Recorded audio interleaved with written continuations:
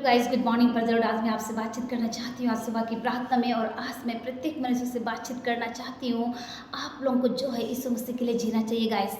प्रत्येक मनुष्य को जो है परमेश्वर की इच्छा के अनुसार जीवन को बिताने की ज़रूरत है। और परमेश्वर के लिए आपको हर एक प्रत्येक दिन को जीने की ज़रूरत है।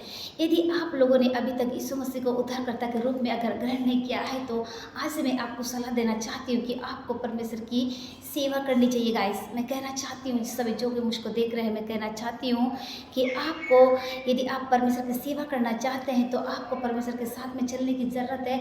और परमेश्वर के साथ में चलते हुए आपको जीवन बिताने की ज़रूरत है गाइस। मैं कहना चाहती हूँ कि आपने अपने मन को पापों से पछताव नहीं किया है, मन को नहीं फिराया, तो आपको अपने पापों से मन को फिराना है, पापों से पछताव करने की ज़रूरत है। आज सुबह की प्रार्थना में मैं आपको सिद्ध करना चाहती हूँ कि परमेश्वर क्या कहते हैं। यदि आप वाकई में परमेश्वर की सेवा करना चाहते हैं तो आपको उसके अनुसार जीवन बिताने की ज़रूरत है और उसके अनुसार आपको जीवन व्यतीत करने की ज़रूरत है गाइस। आइए आज सुबह की प्रार्थना में आप सिद्ध करना चाहती हूँ क्या कहता है परमेश्वर का बहुत ही प्यारा खूबसूरत वचन है जो मैं आप लोगों को कहना चाहती हूँ। यूहन्ना के 3:5 में जहाँ पर कुछ इस प्रकार से लिखा हुआ है।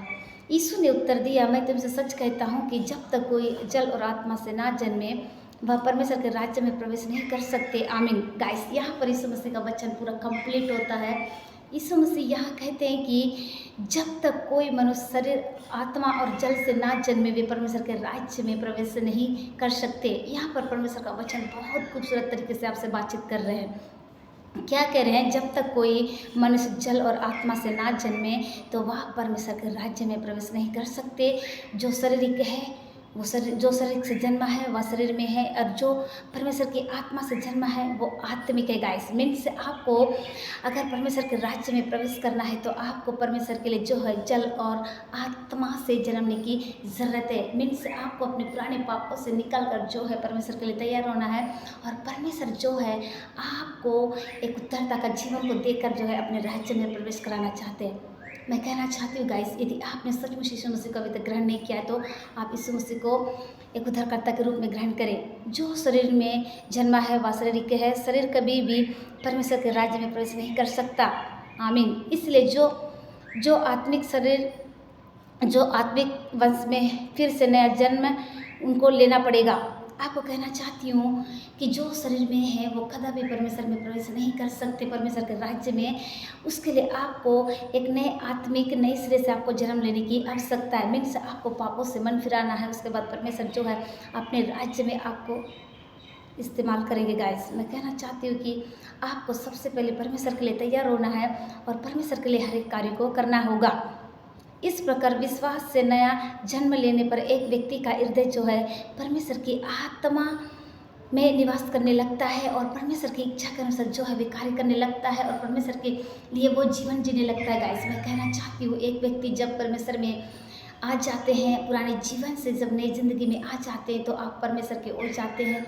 उसके बाद जो है आपकी ज़िंदगी परमेश्वर के साथ में जो है कार्य करने लगती है गाइस। मैं कहना चाहती हूँ आप जो कोई भी क्यों ना हो इस वक्त मुझको देख रहे हैं, मैं एक लोगों से कहना चाहती हूँ यदि आपने यीशु मसीह को अभी तक उद्धारकर्ता के रूप में ग्रहण नहीं किया है तो आपको एक उद्धारकर्ता के रूप में ग्रहण करने की ज़रूरत है।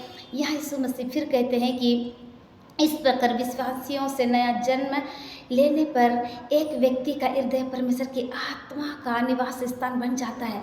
जब आप अपना जीवन यीशु मसीह को देते हैं, एक नई जिंदगी को पाते हैं तो इस आत्मा में जो है यीशु मसीह की आत्मा आपके हृदय में निवास करती है गाइस। और उसके बाद जो है आप अपने नहीं होते, आप जो है यीशु मसीह के हो जाते हैं गाइस। इसलिए मैं कहना चाहती हूँ इस समय जो कोई मुझको देख रहा है देश विदेश दुनिया के चौर से, यदि आपने पहले प्रार्थना करते थे और अभी छोड़ दिए हैं तो मैं कहना चाहती हूँ कि आप फिर से प्रार्थना में वापस आने की ज़रूरत है। सो गाइस, मैं कहना चाहती हूँ सबसे पहले सेवा जो है मेरे फेसबुक से शुरू की थी गाइस। और जितने WhatsApp family normal message messenger के द्वारा, वॉइस रिकॉर्डर के द्वारा और जितने टेक्स्ट मैसेज जीमेल के द्वारा जो मेरी प्रार्थना का लाभ उठाते हैं, मैं आप लोगों के लिए कहना चाहती हूँ आप लोगों के लिए गुड न्यूज़ है गाइस। मैंने जो है यूट्यूब चैनल खोल लिया है, आप उसमें भी जाकर सुबह शाम की प्रार्थनाओं का लाभ उठा सकते हैं गाइस।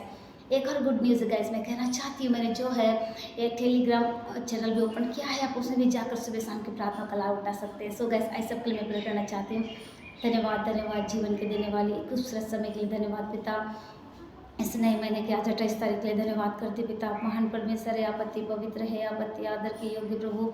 विशेषकर प्रार्थना करते पिता, कई लोग बहुत ज़्यादा डिप्रेशन में है, परेशान में है, तकलीफ में है, वे प्रार्थना भी करते फिर भी उस डिप्रेशन से निकल ही नहीं पाते पवित्र आत्मा। और पिता अपने बोझ को वे लेकर चलते ही रहते हैं मेरे प्रभु।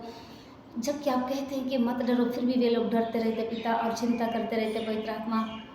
मैं प्रार्थना करती इस समय कोई बेटी बेटा अपने इंटरव्यू की तैयारी करेगा, अच्छा इंटरव्यू जाने के लिए सहायता करिए।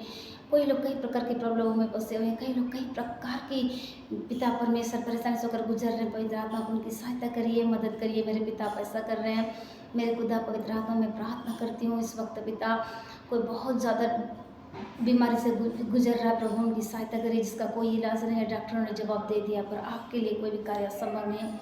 इस समय पवित्र आत्मा किसी का मेरी एनिवर्सरी जन्मदिन में दोनों के लिए प्रार्थना करते पिता, आप उनकी आयु को बढ़ाया और ब्लेसिंग कीजिए। धन्यवाद करते पिता। इस वक्त आपके दास दासी लोग जहाँ कैसे कहीं के लिए जाकर गाने जाने के लिए सहायता मदद करिए पिता।